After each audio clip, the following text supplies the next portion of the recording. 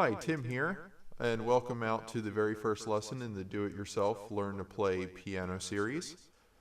Today we're just going to be talking about some very introductory subjects to get you started for those of us who might not have that musical background. What we're going to mainly be talking about today is how to learn how to read music on the staff and what the staff is all about. So with that said, let's get started, shall we? Alright, so here we have the musical staff. Important thing to know about the musical staff is that it's made up of 5 lines. 1, 2, 3, 4, and 5, and 4 spaces in between those lines. 1, 2, 3, and 4.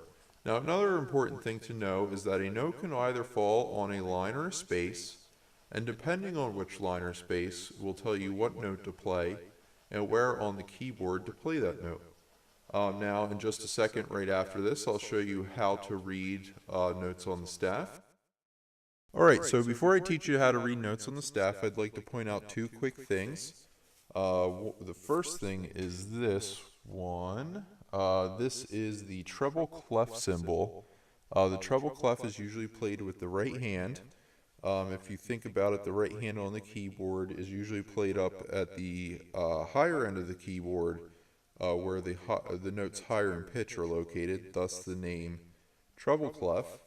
And the next one I want to show you is the bass clef. The bass clef is usually played with the left hand down on the lower end of the piano, thus the name bass clef. Alright, so now I'm going to teach you how to read notes on the staff. And the easiest way I found to do this is to memorize both the lines and spaces. The treble clef are E, G, B, D, and F. Now I've come up with a little saying that might help you out with memorizing this, and it's every good bunny deserves fudge. Now the first letter of each of these words will tell you the lines of the treble clef. So E for every, G for good, B for bunny, D for deserves, and F for fudge. So E, G, B, D, and F. Now we'll talk about the spaces of the treble clef. Spaces of the treble clef are F, A, C, and E. Now I don't have a saying to memorize this one, only because this one happens to spell a certain word, and of course that word is face. So again, F, A, C, and E. Now you can feel free to pause this video at any time to look this over and maybe write it down to memorize it. And next we'll talk about the lines and spaces of the bass clef. Okay, so now we have the lines and spaces of the bass clef. An important thing I thought I should mention that I forgot to mention in the previous section was that whenever you're trying to figure out the lines or spaces for a clef, that you want to be counting from the bottom of the staff to the top of the staff. So we have for the lines of the bass clef is G, B, D, F, and A, or as I like to say, good bunnies deserve fudge always. So G for good, B for bunnies, D for deserve, F for fudge, and A for always. Now we'll talk about the spaces of the bass clef.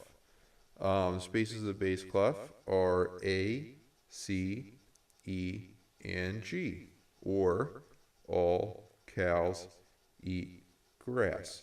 And remember that whenever we're trying to figure out the lines and spaces, we're going to be counting from the bottom to the top of the staff. If you do it the other way around, unfortunately, you'll get the wrong notes. And then it would keep going C, D, E, F, G, A. So you might just want to practice knowing what the musical alphabet is. A to G, and then it repeats. You also want to practice saying it backwards. Now I'll explain why this is once we start playing on the piano a little bit more.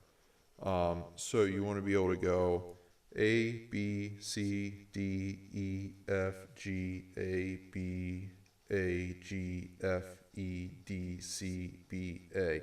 So when you're learning to play the piano, you will be an absolute expert at the first 7 letters of the alphabet, forwards and backwards. So like I said, an easy subject to understand, but it is definitely worth knowing about. Alright, so that concludes our very first lesson. A quick review of things we talked about this lesson.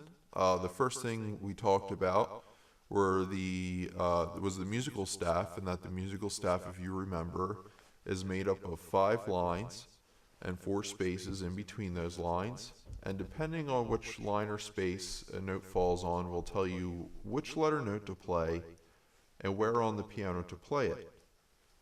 We also talked about the treble clef and bass clef, and how to read certain notes depending on which clef you're talking about by memorizing the lines and spaces for each.